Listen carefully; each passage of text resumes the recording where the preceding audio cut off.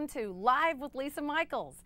If you're watching this show on Monday, June 25th, you're lucky. Is, I believe, going to be our best Attorney General ever to occupy that office in Oregon. He is the winning candidate from the write-in campaign and on the Republican ballot. His name is James Buchal. James, welcome to the show. Tell us a little bit about your political history, first of all.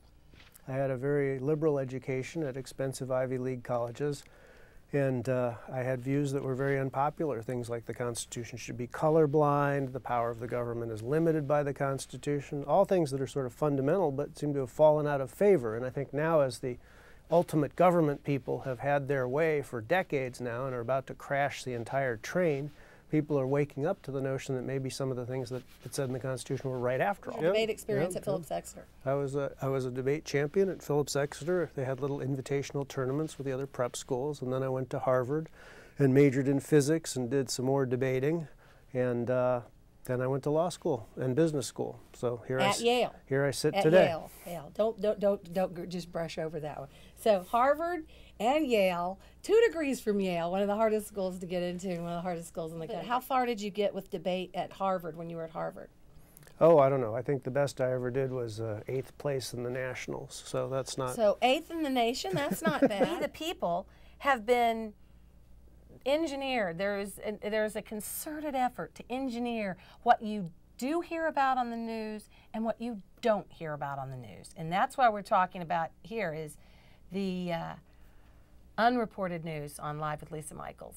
The potential for the decision by the Supreme Court on Thursday, if they're supposed to finally come out of ObamaCare, and also your opinion came down today from the Supreme Court regarding the Arizona immigration law.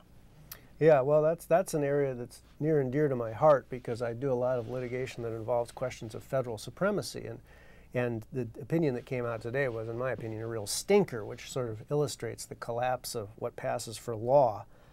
You know, there are all these environmental programs out there where the federal government has permits and regulations and no one would ever imagine saying, oh, well, that means that a state can't punish a polluter. You know, think about it. We have the Oregon Department of Environmental Quality, the EPA.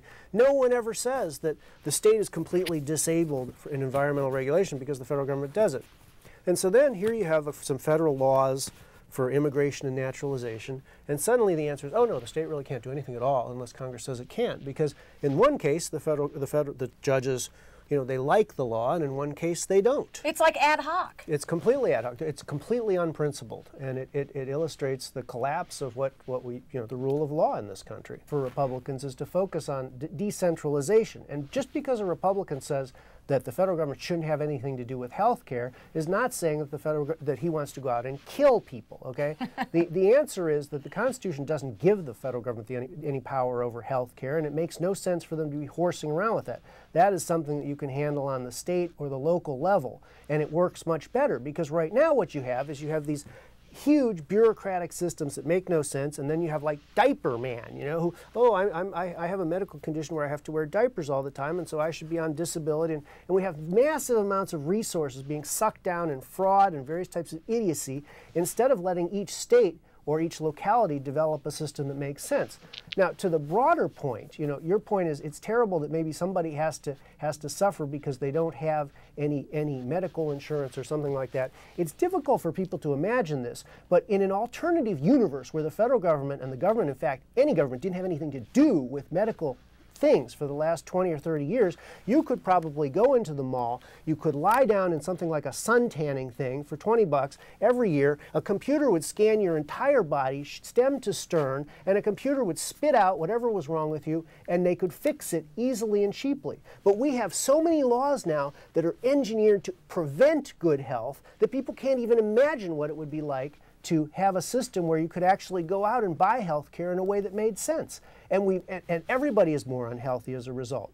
You know, ultimately, maybe it's a personal choice, but if I'm sitting there and I'm old and I'm sick, I don't want to die because some bureaucrat tells me I'd have to die. I'd rather die because I didn't have enough money than because somebody was going to turn off the plug on me because I'm a cow of the state. The news media is constantly harping and trying to make Republicans look like, you know, we want to kill everybody, take everybody's health care away, and micromanage everybody's life.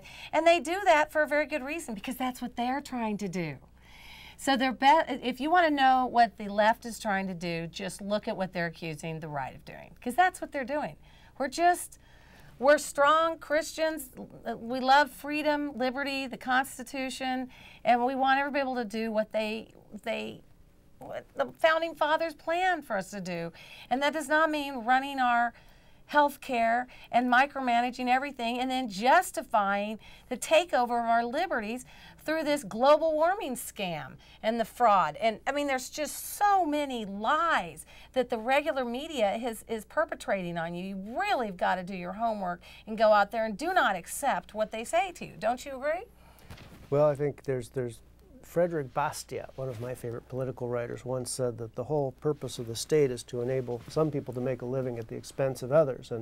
And you know, we're way over the amount of government we need now. It's a serious problem, and people can argue about it after we, you know, cut back significantly.